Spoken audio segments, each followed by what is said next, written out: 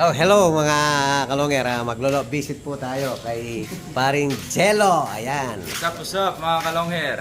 Ayan, kasama natin si Pio Di Pogi. Tsaka si Justin Bieber. Ayan. Ayan, aakyat po tayo. First time natin makita yung loft ni paring Jello. O, tara, aakyat na po tayo mga kalonger.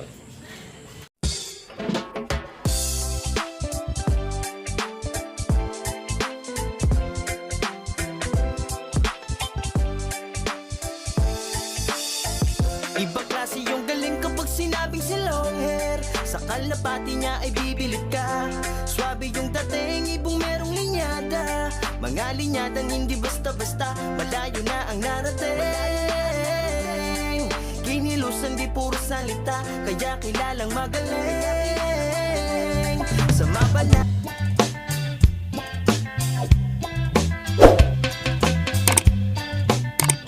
Hello mga kaloger, bago tayo sisilip sa mismong loft. So dito muna tayo sa waiting area. Tsaka eto, gaganda ng ganda ng pwesto.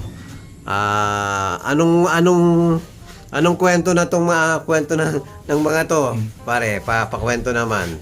Ano lang naman par, yung mga champion ko na yan, halos lahat ng mga parents nila galing kay Bird the Birds mismo. Yun, shoutout kay paring Birdie Birds. Kay paring Pax, yung kapatid niya. Sila yung nagbigay ng unang piyesa sa akin. So, unang karera, ito agad, champion agad. Ayan. And yung hen niyan, galing kay paring Togs, yung kasama nating nagla-love birds. Oo, nagkakalapati si paring Togs natin, no? Binigyan niya, yung pamangkin, binigyan niya ng ibon. Tapos yung pamangkin, di tinuloy. So ako nagtuloy. Unang karera ito agad yung napa-champion ko. So hindi ko akalain na mapupunta ka sa ganitong grabe ngayon pare, pati loob mo. Super laki. Yung love na to pare, nung nag-champion tong puti, pinagawa ko yung kalahati. Tapos nag-champion nyo ito, nadagdagan. So walang tapos yung dalawa, nanggaling yung gasto sa mga alaga, no? Yan ang tapos yung masarap. dalawang dulo dito, ito na yung waiting area yung pinagawa nila. Yan ang pinakamasarap, no, okay? Yung hindi ka bubunot ng pera sa bulsa mo. Ano naman pare, swerte lang dun sa mga kumpare nating nagbigay ng ibon. Sunod-sunod, no? Sunod-sunod, tsaka talagang pumapalo yung mga ibon. Talagang legit. Oo. Talagang quality yung napuntang ibon sa'yo. Ayan, nag-uumpisa pa lang si paring Jello, pero tingnan nyo naman po yung achievement na, grabe, oh. Ayan, oh. Simulan natin dito, ayan. Parang ang tagal-tagal na po. Sobrang dami ng trophy ngayon, no? Yan, hindi mo akalain baguhan lang sa sa karera. Yan, sobrang dami ng achievement. Ito, nakaabang ako rito eh. Bumitaw lang ng dulo, pare. Tacloban, nag-smash. May lahing Japan. Contender to eh, number 1 ka nun, no? Oo, rank 1 sa YB, rank 1 sa OB, rank 1 sa OC. Sayang. Sayang lang. Sana. Okay naman. Hakot million sana to. Oo. No? Sana hindi lang ganyan kalaki, baka up and down pa, no? Tapos may sombra pa. Sarap mag-abang rito mga kalongger, eh, no? Naka-aircon pa. Ayan, no? Bundok po, bundok. Ayan, lalabas tayo mga kalongger. Ayan, puro bundok. Nagkataon mga kalongger, medyo late tayo pumunta rito. Medyo padilim na po. So, kailangan masilip na natin yung mismong loob ni paring Jello. So, akit kami, pare. O, yan mga kalongger, pumasok na po tayo. Nandito. O, yan, pasok tayo dun. So, tingnan nyo, pagmasdan nyo mga kalongger, ang napansin natin agad, yung pinto, nakakat, oh. Eto, sumunod kasi dito sa, ayan. O, nakadesign po para dun sa pag pumasok ang ibon, dito mo na lang kukunin para hindi na kayo maghabulan sa loob. Ay, kapatas na rin eh, pare. Ayan, kamukha niya, no? Mga... Pasok pa rin sa grisel yan, pare, no? Oo, pare. Yung white na champion bloodline. Yung pagka-grisel nila, brown, no? North-south, pumapalo naman par. Tapos yung speed, kahit mag-long distance pwede. Kaya, no? North and South, ang laban nila. Yung trapdoor, mga kalongger, ang haba, diretso. Mula dito hanggang doon sa sulok, mga kalongger, walang putol, ayan, O, yan. Kasi marami pare. Para hindi magsiksikan pag papasok na ibon. Pero pag nakalaban, mga kalongger, hindi na sila maghahabulan. Dito na mismo sa ginawa niyang maliit. Ayan, sliding din, Yan, ganda niyan pare, Mga pamangkin ng champion. Grisel din. So dito pare, hindi ka tinatamaan ng sakit? Tinatamaan din pa, kaso mas Naagapan naman, no? Naagapan naman, tsaka ano naman, yung process natin, pagkababa ng ibon, direktang bakuna. Then, after few months, magbo-booster na tayo, lalo na pag before training, magbo-booster na. Parang hindi ka pansier pag hindi mo naranasan yung ganun pare, Oo, pare. Tatamaan kahit bakunado talaga. Lahat tayo. Kahit anong gawin natin, ingat sa mga ibon natin. Ito yung brown na Santana finisher pare, kapatid nung champion yan. Ganda ng size, Small size. Kaya sabi ko north-south pumapalo. Tumutulo. Ayos. Dami mong black ngayon pare, no? Yung black na yan, galing kay sa likodan. Yung mga... yan ang mga trending ngayon na kulay. kulay itim. Yung mga may nagmaasim siya pare, no? Pare, massive clacker. Alam ko, 4th overall yata yun. Si, Overall si Olivia. si Epel ba yon? Si Epel, kasi kalaban namin doon eh. Ngayon, kasama na natin. Sa CFL si Parengelo. First time, try lang natin. So ang layo ng pinag-basket niya sa amin pa mga kalongger. Sa Dau. From Dap Bamban. Dau pa lang siya nagbabasket. Wala rito pare, no? Wala. Kay Glenn sana pare, kaso hindi siya pinagbigyan ni Aslag kasi walang available na crates. So tsaga, Pero no? next season, naman, meron ng kay pareng Glenn. TFA naman yon, no? PRC par. PRC. PFA. Magkasama yan eh, combine yan eh. Tapos naka-sensor na rin. Nandito yung mga CFL pare, yung halo-halo na, no? Halo-halo. Ito. Yan. So, kagaya na sa atin, mga kalongger, naka-sensor na po. Kumuha ka ba ng pads? Oo, par. Kaso nasa drop. Ako hindi na ako nag-pads kasi naka ng kosa yung akin eh. Ay, pad. Wala akong pad, par. Ito mga CFL na to. Ayan. Magaganda na yung Makinis, nila. Panglaban na talaga. Oo. 7 training na lang yata. Derby na natin, no, ba? Kanina ano tayo? Bako. Bakor, nawalan akong isa. Ako din, isa. Pares pala tayo. Yung yan, laging second day yun. Oo. Laging second day. Bakor pa lang. Yan, nalagasan na kami tag-isa ni Parengelo. Sana makabalik hanggang bukas, no? Oo, par. Bumabalik naman yun, lagi naman ganun ginagawa niya eh. Sa mga, panlaban naman sa South, sa Tarlac, medyo makinis na. Yan, makakinis na. Nagpepede rin ka ba? Oo, par. Sa Ako- South, nagpipwede rin ako, pero sa North hindi. Ako saktuhan lang sa age Ito eh. mga linyada na ni Boss Alan. Ganda ng kulay, Boss Alan Chan. Ano sila, parang opal, no? Opal na grisel na. Yung mga solo-solo niya kasi nakita ko naglalabas ng opal eh. Oo, par. Ito may lying sola, may lying jawstone. Ayun, kaya pala naghalo yung kulay niya. So meron pa palang isang kwarto doon, no? Oo, par mga YB lang naman yun. YB. Wala pang Yun, mga kalongger, Yan. Pero yung mga grisel na puti na ganyan, kapamilya na ng champion yan. Yan yung ini-improve ko kumbaga sa'yo. Pag nag-upgrade ka talaga, yung mga kapatid niya, cross out mo dun sa mga winning bloodline. So ilang taon ka nang kumakarera ngayon, pare? Pang ano pa lang pare, magti 3 years pa lang. Magka 3 years pero sobrang dami na ng achievement. Siyempre, andito na rin tayo mga kalongger. Kahit newbie, masasabi pa natin newbie sa 3 years kasi marami pang Hindi pansier na baga, hindi pa ganun. Yung achievement kagaya kay Parengelo. Sige, hihingi tayo ng tips kaya Parengelo. Paano ba yung ginagawa mo mula breeding sa pagkondisyon? Yan. Sa breeding naman par, sinusundan ko lang yung sinasabi ng iba. Unang-una, syempre yung deworm. After magpurga, after 14 days, purga ulit kasi para yung mga bagong pisa na itlog ng yung mga bulati sa tiyan niya, din yun. Then doon na tayo magpa-flushing. Tapos may breeding program kasi binibigay si Sir Manny kasi halos ng mga ginagamit ko na products kay Sir Manny Go. Yun, buti ka pa, sana all.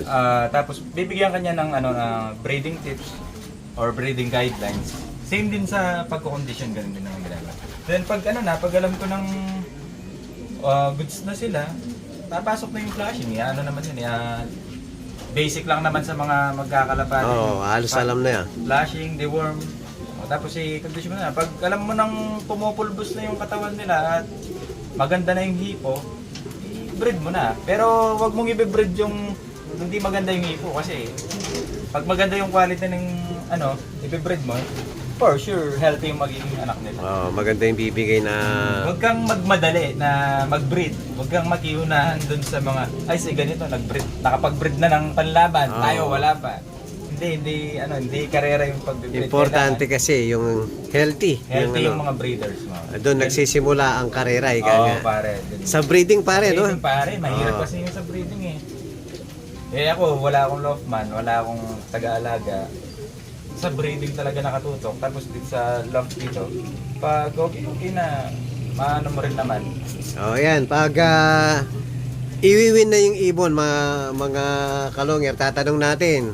Siyempre, isasampa na rito. Yung patuka, pare, anong pinapatuka mo sa mga bagong win mo? Yung usually ginagawa ko pag 25 days na, ibababa ko na, i-win ko na. Bakunaan agad. After 1 week, malakas na silang kumain, ilalagay ko na sa viewing. Breeder mix pa rin naman yung gamit natin. Puro walang pellets? Wala, yung pag na-win na, wala na. Gumagamit ako ng mga high protein na breeder. Usually yung mga breeder mix natin sa yung gaya sa BBC, Kalapatives, sa Gibis, same lang naman yung mga... Sa tubig pare, naghahalo ka rin ng vitamin. Yes pare, probiotics kay Bab Ariel. Yan, shoutout kay Bapang Ariel. Tsaka kay Sir Likodan. Dalawa kasi nagbibigay ng probiotics sa akin Si Bab Ariel, tsaka si Sir Likodan. So, salitan ko lang ginagamit, baka magselos yung isa Tama. Kaya mga tropa na mga tropa natin yan mahirap magselos yung isa. Pero the best yun, lalo na yung 5-in-1 ni Kuya Ariel, ni Bab Tolome. Yun yung ginagamit yung pang flashing. Kasi organic lahat, maganda. Yan naman, pagdating naman sa yan, training na. Paano na yung kondisyon dyan?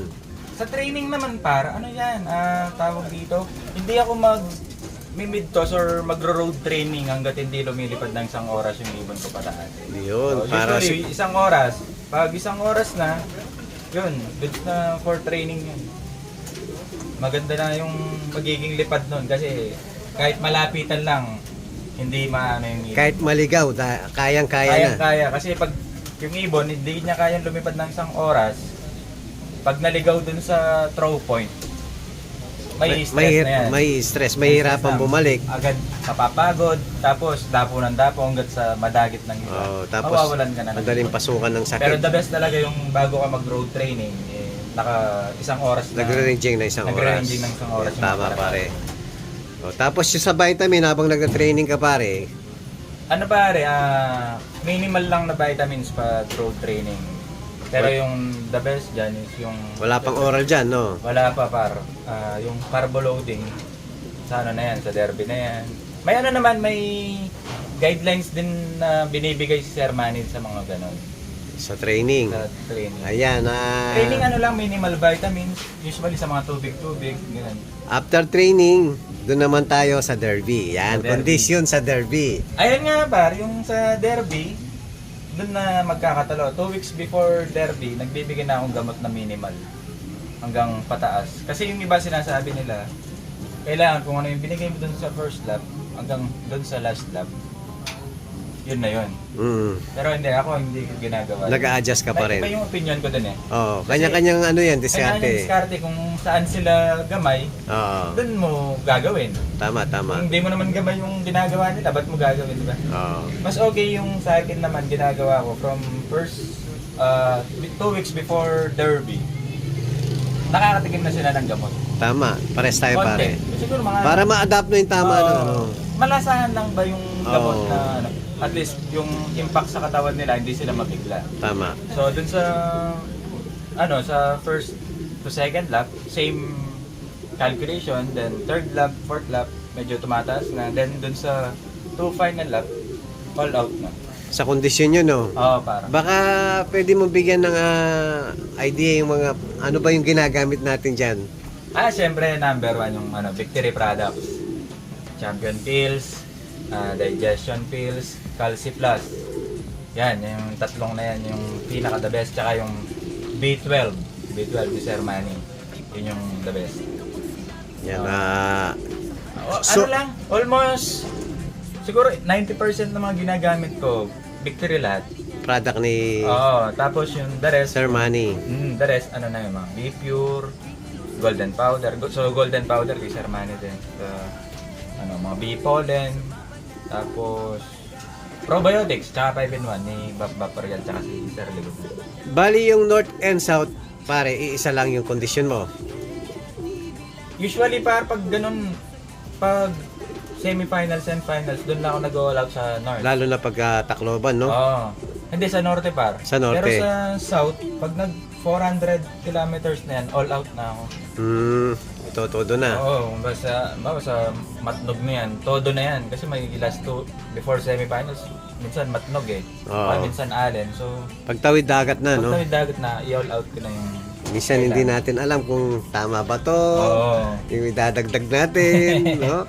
Ano lang naman kasi, swerte yan lang din naman kumpara sa yung championship. Pero napakadaming swerteng kumapit kay Parang Jello. So par, ganun nga par. Ano lang naman, sa Norte ako na tawag dito. Madami tayong final sa Norte na live tayo, nakarank tayo. Nasa top 10 minsan. Napupornada, no? Par, 3 times na akong nag final. Doon ka matcha-challenge, pare. Oo, kaya... Parang nanggigigil ka. Makukuha ko rin to, yung ganun eh. Oo, par, ganun. Doon na-challenge tayo yung salitang inggit. Oo. Baga alisin natin. Oo. Ano lang? Mas maganda yung marami kang kaibigan sa pagkakalapate. Or kahit sa ibang larangan, mas maganda yung marami kang kaibigan kaysa kaaway. Ayan, kahit hindi nyo po na itatanong mga kalongger, matagal-tagal na kaming magkakasama sa larangan ng lovebirds naman pare, no? Lovebirds. Kami ni na paring birdie birds, ayan. Oo. Magkukumpare kami sa lovebirds, matagal na po. Ngayon, andito kami sa Kalapate industriya naman. ng kalapati pa rin. Ibon pa rin. Ibon pa rin mga kalongger. Ayan, kahit Madami na parang nag-ship ng... lahat, halos lovebirds nag-switch ng kalapati. Oo. Talagang hobby natin yung mga pet. Ibon Ibon talaga. Yan, kahit ginabi po tayo, maraming salamat kay Parin Jello. Pinaunlakan na tayong makapag-video rito. Pare, salamat sa pagbisita. Yan, thank you. Yan, balik po tayo dun sa mga trophy ni Parin Jello. Maraming salamat, pare. Hello mga kalongger. Ayan, kasalukuyan, nagkakape po tayo mga kalongger. So, maraming salamat kay Paring Jello. Ayan. Thank you sa pag-visit, pare. Mga kalongger. Thank you. Babalik pa kami uli, pare. Yan, maraming salamat. Thank you.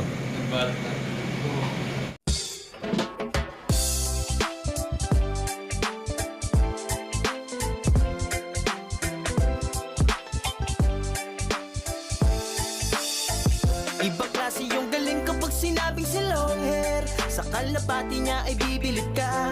Swabe yung dating, ibong merong linyada. Mga linyadang hindi basta-basta, malayo na ang narating. Kinilusan di puro salita, kaya kilalang magaling.